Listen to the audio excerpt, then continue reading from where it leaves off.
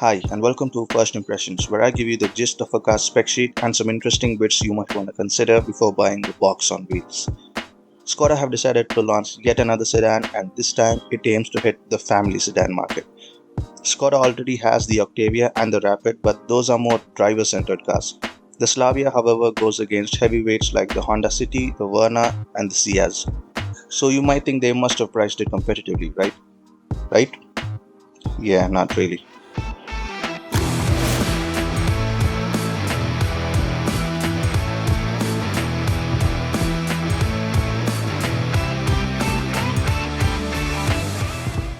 In my video about the new Škoda Kodiaq, I gave a brief history lesson on Škoda's past and how they got into the car making business by buying LNK. The same LNK used to make a bicycle called Slavia, so this car you could say is kind of an homage to its roots. So that's where Slavia got its name from, and not from a Russian hooker. Not funny? Okay, moving on. The sedan market is a declining market in India, and especially the family sedan market, because people would rather have an SUV. And basically every other car in India is a compact SUV nowadays. Okay, so let's go through the car's offerings and let's see if Škoda can change that.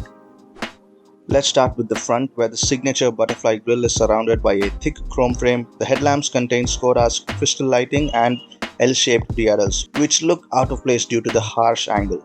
The fog lights below mimic the headlamps and add to the sharp design in front and are joined by a hexagonal grille pattern. The hood also has these mature full-bodied lines, so the front is very tastefully done and distinctive. Now on the side it kind of loses its maturity with that badge that looks like some aftermarket stick-on badge and those quirky looking wheels. Those are 16-inch alloy wheels. Apart from that, I really like the piercing lines across the handles up to the tail lamp. Add that to the crystal blue paint job, it looks like a narrow BMW. The windows also get a taste of chrome under them. The car gets a standard sunroof. Coming to the back, it again gets a very distinctive look with those crystal tail lamps and the way they converge into the Škoda logo. The top of the trunk gets a very subtle duckbill spoiler look. The below design resembles the front grille pattern, which seems to be the style in many new cars. It has a boot space of 521 liters, which is easily a double body trunk. Slavia looks alright from the back. That's what she said. Coming to the interior, it has this very modular looking dashboard design with the different tones and textures. It looks brilliant. It has a golden brown strip running through the middle and it sports an ambient light strip in it as well. It even runs through the AC vents. That's attention to detail. It has a 10-inch touchscreen for the top variant and an 8-inch virtual cockpit with multiple displays. Coming to the audio system, Škoda has got you covered, especially if you are a bass head, because this car comes with 8 speakers, a subwoofer located inside the spare wheel, and an amplifier. The one thing I hate, and I'm repeating myself here, is the touchscreen AC control. It's this unbearable need for car makers to make everything a touchscreen, and this is just going backwards in my opinion. It has all the necessary interior comforts like ventilated seats, USB-C ports, wireless charging, the standard sunroof, and many storage compartments to store all your knickknacks. Thank God for the manual handbrake. The rear passengers get AC vents. It's not uncomfortable by any means at the back, but if there's more than 2 adults, it definitely gets cozy. It also covers your family's safety with 6 airbags, an electric diff system, and traction control. Coming to the exciting bit of what's under the hood.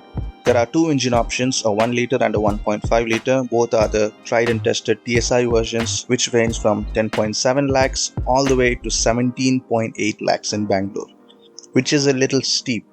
The Slavia is one of the fastest car in its segment with a 0 to 100 time of 8.8 seconds in the 1.5 litre. The 1 litre turbo engine conjures up 114 bhp and 178 torque with a decent fuel economy of 19.4 kpl. The 1.5 litre puts out a savage 147 bhp along with 250 torque and still a very good mileage of 18.7 kpl thanks to VW's brilliant engineering. Transmission, of course, it's the typical VW options, a manual/automatic for the 1 litre and a manual/7-speed DSG gearbox for the 1.5. If you like the video or find it informational, please consider liking the video, it really does help, and subscribe for more content. Coming to some of the significant features of the Slavia, it really does come with a lot of good stuff. You will find something for everyone in this car. For all the mileage lovers out there, and there are a lot of them, the car comes with VW's active cylinder technology, where the engine shuts down two cylinders at low to medium revs, resulting in reduced fuel consumption and increased engine efficiency. The Slavia safety is very well tested and is up to European standards of safety. The Škoda Air Care feature works as an inbuilt air purifier, basically an air filter for the people in the car. It's comfortable as hell and has a kick-ass sound system. It supports Android Auto and Apple CarPlay. I did get a chance to check out the car, and I have to say it lacks a certain quality or refinement you get in a Škoda car. When a foreign car maker builds a platform specifically for India, more often than not, it's going to be some half-baked, not fully thought-out product. It's definitely not the best they can offer. There are going to be some compromises, and that's okay if it's a cheap, practical car. But for a luxury maker like Škoda, that will only hurt their brand and following. When you price a car relatively more expensive and when you are known for being a luxury brand, people will definitely expect the car to be perfectly built to every minute detail, and it has to make you feel special as you sit in the bosom of fantastic German engineering. The Slavia does not have that, unfortunately. There are some areas where the workmanship is not up to the mark. It's not that roomy in the back. The price for the top variant is way too steep. Did Škoda need another sedan in its portfolio? I don't think so. I think the Fabia would have been a better choice, but here we are. In the end, the Slavia does have many things going for it, and especially with things like good ground clearance, a huge trunk, premium design, it will appeal to the family man/woman who doesn't want to go the obvious route of buying a compact SUV, but rather wants to drive around in style, who cares about driving dynamics, who wants a safe car and wants all the bells and whistles wrapped up in a well put together luxury sedan. Thank you so much for watching till the end. If you liked the video, leave a like. If you didn't, you know what to do. Subscribe for more content, and I'll see you in the next video. Bye.